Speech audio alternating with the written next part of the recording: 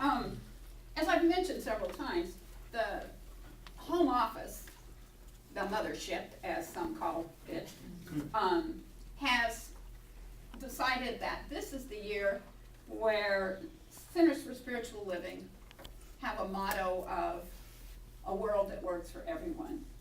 And for this congregation, we've modified that a little bit to making the world a happier place.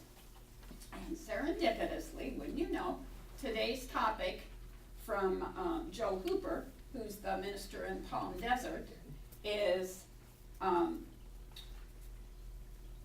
happiness is an inside job.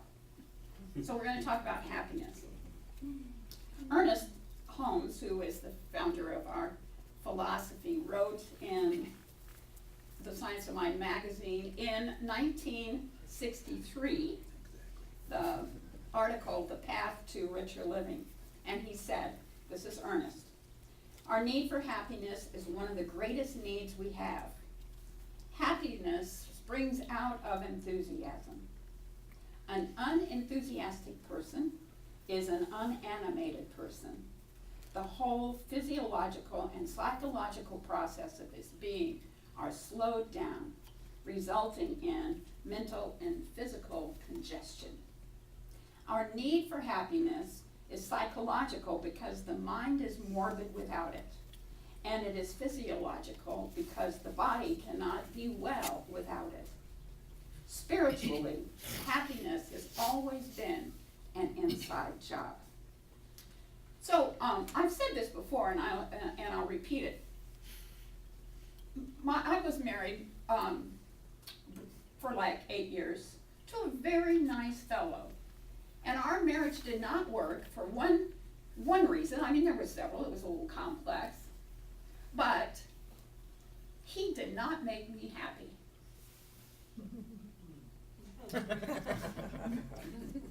What a brat. It took me a long time to figure out that happiness was my responsibility. And that poor guy had enough problems of his own besides trying to carry me on his back. So I haven't actually been in touch with him to apologize for that, but maybe someday I will run across him and apologize to him. It doesn't feel like that's something that his current wife would be happy to have me stir up. Because apparently he makes her happy. They've been together, I think 34, 35 years. So I learned a lesson from that, and in many cases, our human nature seeks the answers from the outside world, and many folks look to various religious affiliations, just like happiness, spiritual enlightenment. Spiritual enlightenment is an inside job. And I have a choice to be happy if I choose, to respond in a way that works for me. Yesterday morning, when I went out to get in my car, there was a note on my door. I park on the street. And the note said, "Your parking sucks." It was anonymous. Of course. Had they left an address, I would have said, "Yep." I just thought it was hysterically funny. I don't know what kind of response they were looking for, like for me to get upset or bang on their door, and I thought, gee, you know, how nice that person has got nothing else to do with their life but to find a piece of paper and write in red ink, "Your parking sucks." Now, I did not interfere with their parking. I was off the street, and there was, I just don't, you know, yeah. I can't see the right-hand side of the car often because of how I'm a little height deprived. And I run into curbs a lot on the right-hand side. I don't know what the right-hand side of the car is often doing. So I give it a lot of leeway, give it an opportunity to sort of work itself out. Now I had a choice. I could been really offended. I could have been hurt emotionally, or I could have been angry, but really I just found it hysterical. And it's my hope that somehow or other they were watching out the window to see what my response was, because they would have been really disappointed. So my parking sucks. Yep. Yeah. Yep. So, as far as spiritual enlightenment, that is my inside job too. And there's a lot of things that are going hinky in my life. My computer just is hinky. That's the only way to describe it. Things pop up, it slows down, it won't do this, it won't do that, it's hinky. The television won't work, it's hinky. And so what I have discovered about that, when things go weird in my life, the solution is always invariably, undeniably, to increase my relationship with spirit, to get closer to my spirit, my spiritual source. That's what heals all things. And so when things are hinky, that's a good metaphysical ministerial term, I know to increase my time with him and increase my time with the beloved. And you know, that works with all relationships. I could have increased my conversation and my communication with my first husband when things got hinky. So it's a choice to make. For centuries, strict dogma religion created barriers to what we define as the indwelling presence. Those barriers included countless criteria of what might be called spiritual hoops that one has to jump through to be worthy to pass the gates of judgment into the circle of indwelling presence, as if a secret code of some sort of ceremony were required to be eligible for commune and communication with spirit. And you know, in this faith, in this philosophy, the spiritual hoop is to go within, to trust spirit. As humans, we seek a harmonious balance in the outside world that coincides with our personal relationship with the infinite. But contrary to our human nature that tends to have an outward view, the balance is achieved when one truly feels the power of the indwelling presence to go within. That intimate and individualized connection allows for happiness to flow from the heart of God through the human experience into the outside world. So it's circular. We draw inspiration, we draw wisdom, we draw love from that divine connection, and through us it moves into the outside world. We don't create it ourselves and generate it out. It's circular. God through us into the world. God through us into the world. In order to experience this, we must look at living a life of happiness and come to the realization that the universe is one harmonious flow. Because we have the power of choice, we can align ourselves with the flow, or we can resist it. The one who seeks the indwelling presence is the one who swims in the same ocean and breathes the same air with God, totally surrendering to the greater idea and realization of happiness and harmony. When things get hinky, I turn to spirit and draw it in and allow it to circulate and flow through me. I increase my relationship with the divine rather than trying to go it myself. Go it alone. Take care of it. Guts it out. So often people say to me, oh, well, it's such a little thing. I don't want to, and I'm putting this in quotes, I don't want to bother God with the little details. God doesn't care. Big, little, huge, minute, because it is the law. And the law is just going to be flowing back to you exactly what you're thinking.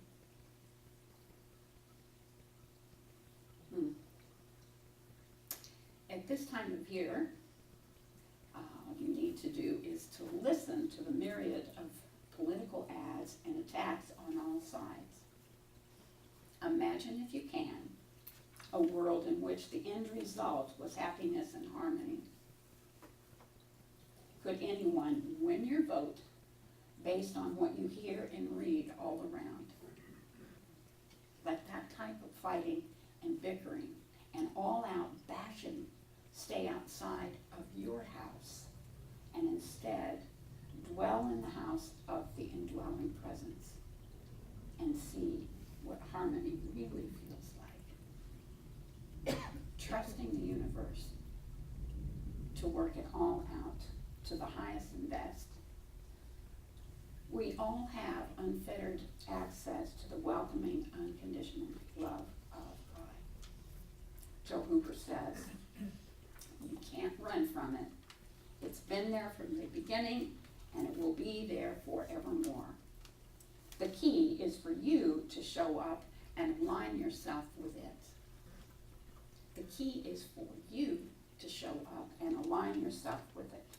The very essence of who we are in the physical and the mental body rests in an idea that was established for us by the infinite. We can no more pump our heart, or breathe our breath, or fill our lungs without something greater than us doing the work. Why then do we at times insist on going life alone? Why do we ignore the very thing that is breathing us and allowing ourselves to go within without the guidance or inspiration of the Creator? When we allow ourselves to surrender to that which is breathing us, which moves us and has its being by means of us, we are allowing our faith to express at the level of belief in our Creator. End of Joe Hooper's quote. So here's a couple of questions to mull over for you. Are you happy living like a windsock? Just hanging out, waiting for the winds of fate to come along and fill you up? Isn't it more satisfying to take charge of your own happiness rather than waiting for something else or someone to come along and make you happy? Your spirituality is the same thing. Ernest Holmes, in his book, The New Design for Living, says, the indwelling God is the greatest single factor in our whole lives. It means there is nothing between us and God. There is no intermediary. There is no place to go to find God. God already exists in the midst of us, as if we could try to seek him elsewhere. It would be like God trying to hunt for himself. God is not lost, and neither are we lost or separated from God. The more completely we are able to see God in everything, the more completely will the one God in all things respond to us. Let me repeat that last sentence. The more completely we are able to see God in everything, the more completely will the one God in all things respond to us.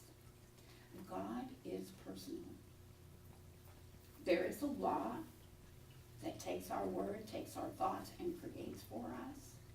But there's that other side of God that is personal, that is loving, that responds to us, that soothes and comforts us. I always think of just sort of crawling up in the lap of God and allowing myself to be loved deeply and wholly, without judgment and without criticism. God responds to us wholly and completely. There's a story about a little kindergarten class, a little girl in the kindergarten class there was an art project, and the teacher walked around and looked at papers, and she said to this little girl, "What are you drawing?" And the little girl said, "I'm drawing God." She didn't look up, she didn't stop her drawing, she didn't stop to communicate or talk to the teacher. She just said flatly, "I'm drawing God." And the teacher said, "Oh, well, nobody knows what God looks like." And the little girl said, "They will in a minute."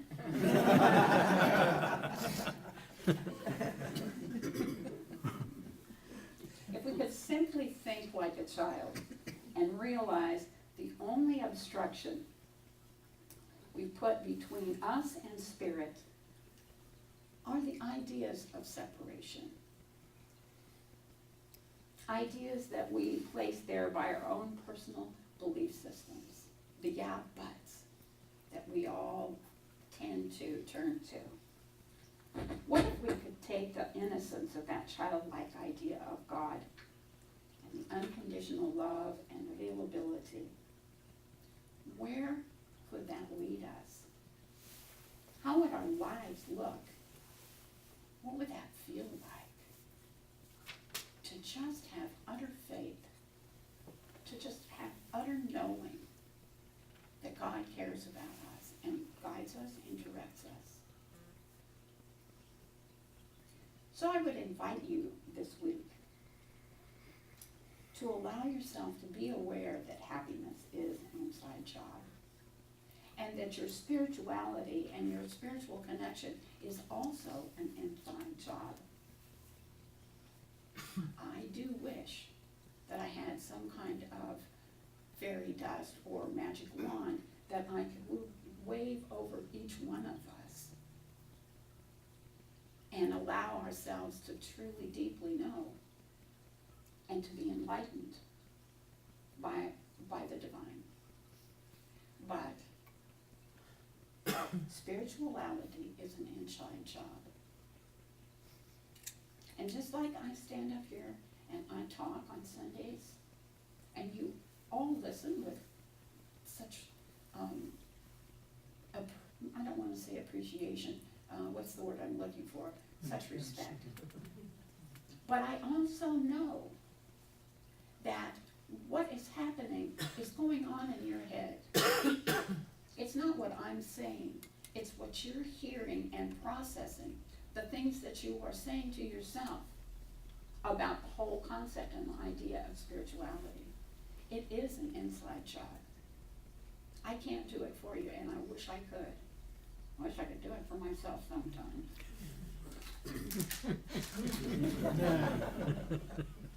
But the truth of the matter is, happiness is an inside job, and spirituality is an inside job. There's no mystery or magical handshake that can get us into the kingdom of heaven. It's up to us to avail ourselves to the indwelling presence that's available to each and every one of us. And we come to the place that we realize that the kingdom of heaven is right here, right now within us.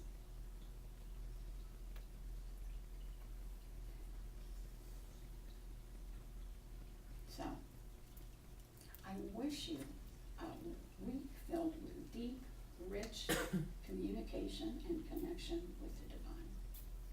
To remember on a day-to-day, moment-to-moment basis when things get hinky, that it is up to you to increase your connection with Spirit, to be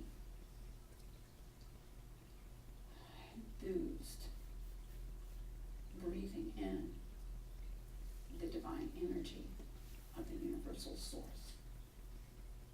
And allow yourself to reconnect with your relationship deeper and deeper. I love you all, and I wish you great spirituality. And I'm working on the magic wand, but still working in progress. So, namaste. So I would invite the practitioners to stand and join with me as we hold this community and hold each person in prayer.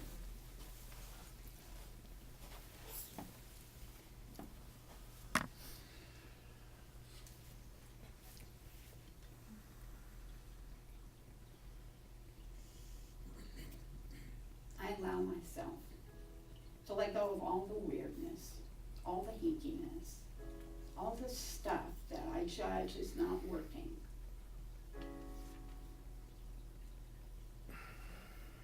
I permit myself to turn within, to that place where I know God dwells within me, to that place where I draw strength, where I draw wisdom, where I draw joy and love. I breathe it in. I allow it to flow through me. In a circle of action, of spirit, of energy, of peace and harmony.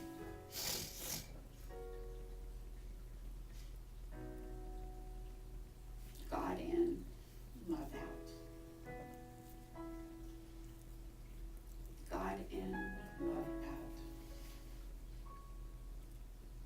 I allow every area of my life to be surrounded by it, to be wrapped in it, to be affected by it, to be informed by it.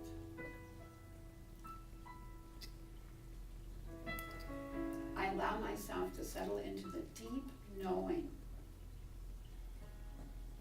on the visceral cellular level, that all is well. It cannot be otherwise. I bring myself into harmony.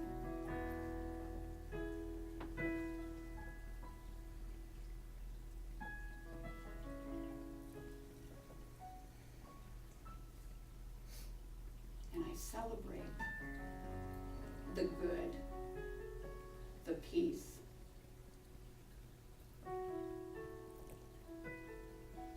the smooth, easy expansion and expression throughout every area of my life.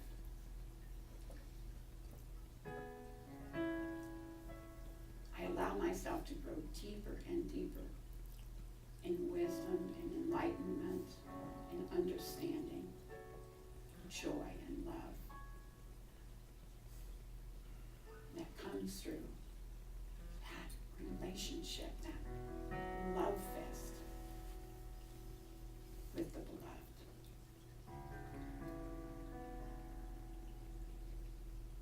As I've said these words for myself, on behalf of myself, I say them on behalf of each one of us, for everyone that is connected with this center, everyone who is going to be connected with this center, all of those that are benefiting